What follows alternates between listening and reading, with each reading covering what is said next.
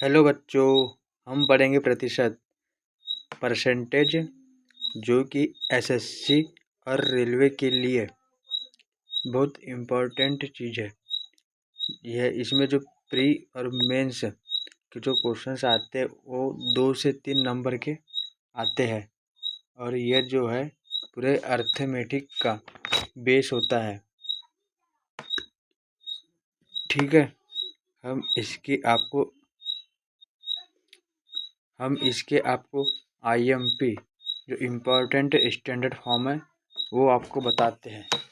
देखो, एक मतलब 100% होता है, तो 1/2 50% होता है और इसी प्रकार 1/3 33 सही 1/3 परसेंटेज होता है। सिंप्लीफाई करें तो इसकी वैल्यू लगभग 33.33% आती है। इसी प्रकार 1/4 की परसेंटेज वैल्यू 25% होती है। नेक्स्ट की स्टैंडर्ड फॉर्म 20% होती है और 1/6 की स्टैंडर्ड फॉर्म 16 से 2/3% होती है।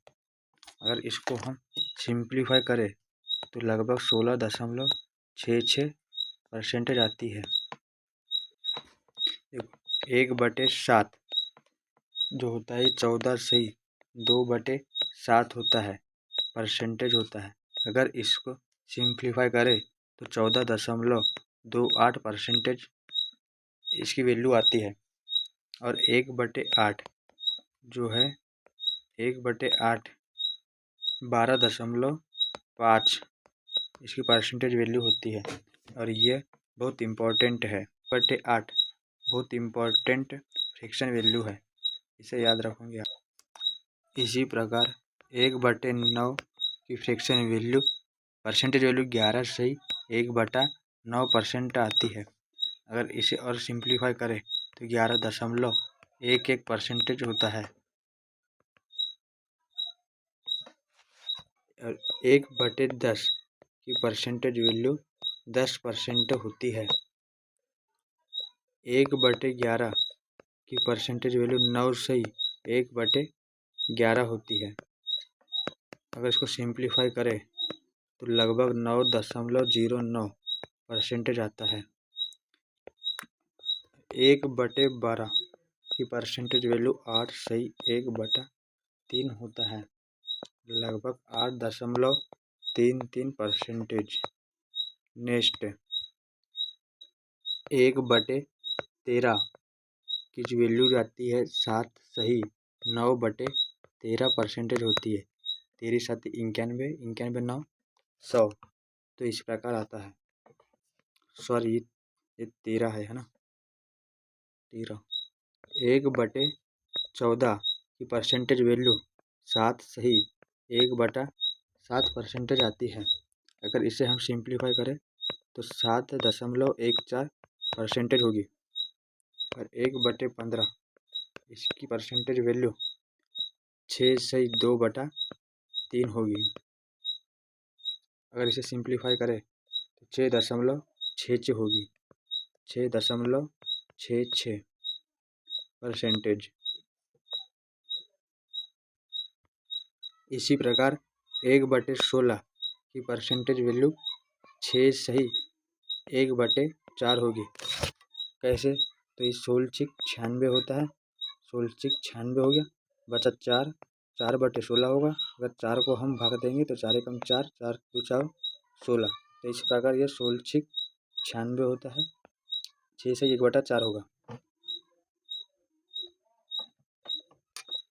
नेक्स्ट 1/18 1/18 जो होता है 5 सही 5/9% होगा, जो कि समथिंग 5.55% होता है। और 1/24 ये जो मैं आपको बता रहा हूँ ये इम्पोर्टेंट है, ये 4 सही 1/6% होगा, जो लगभग 4.16% आता है। 1/30। 1/30 का मान 3/1/3% होगा, लगभग 3.33% आएगी वैल्यू। और 1/40, यह बहुत इम्पोर्टेंट है। 1/40 का जो मान आता है 2.5% आता है। यह बहुत इम्पोर्टेंट है, इसलिए आपको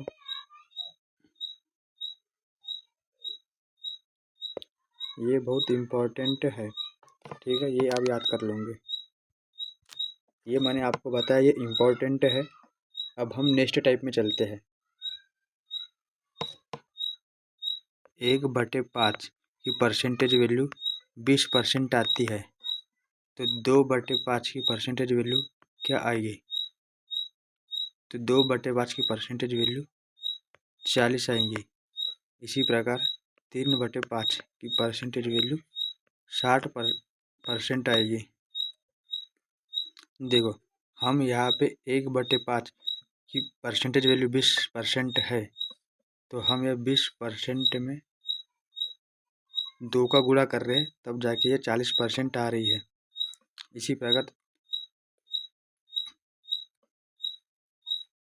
1/5 20% होता है, तो यह इसका 3 गुना है। 3/5 1/5 का 3 गुना है, इसीलिए इसमें 3 का मल्टीप्लाई हो जाएगा, तो ये 20% है। 20% में 3 का मल्टीप्लाई हो जाएगा, तो ये 60% होगा, ठीक है। इस प्रकार आता है। नेक्स्ट इसी प्रकार, तो 7/20 क्या होगा?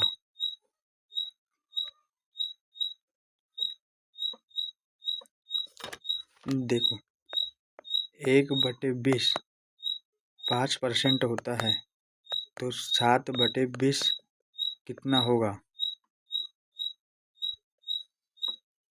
7/20 कितना होगा? तो ये इसका 7 गुना है, तो हम 5% का भी 7 गुना करेंगे, तो ये 35% होगा। तो 1/20 5% है, तो 7/20 35% होगा। इसी प्रकार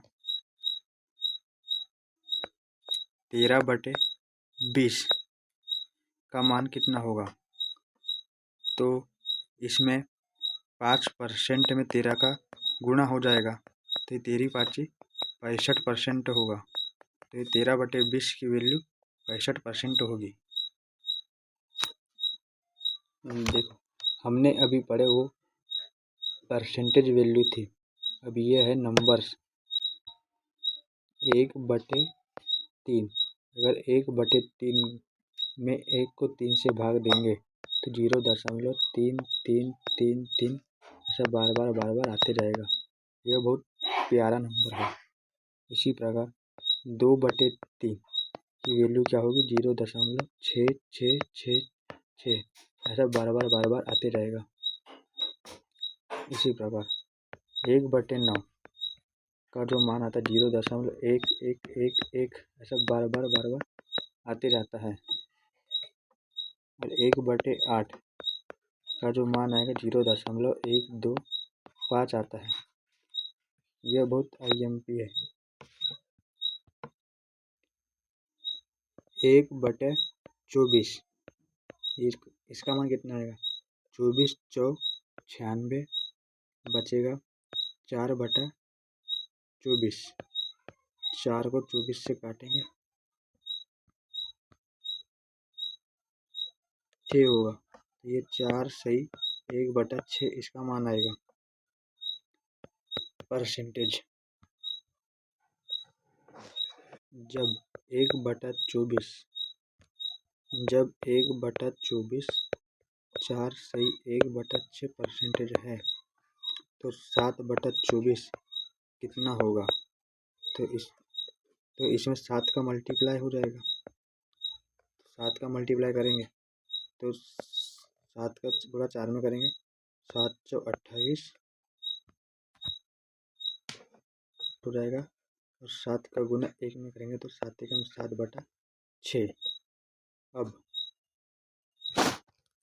पर अब अंश तो हर से बड़ा हो गया, तो 7 को 6 से भाग देंगे तो ये 1 बार जाएगा, तो बचेगा 1/6। तो ये 1 बार गया तो इधर जुड़ जाएगा, 28 + 1 ये 29 हो जाएगा, तो ये 29 सही 1/6 होगा। ठीक है। इसी प्रकार 1/25 की वैल्यू परसेंटेज में 4% होती है, तो 11/25 की वैल्यू कितनी होगी? तो 4% में 11 का मल्टीप्लाई हो जाएगा, तो ये 11 × 44% होगा।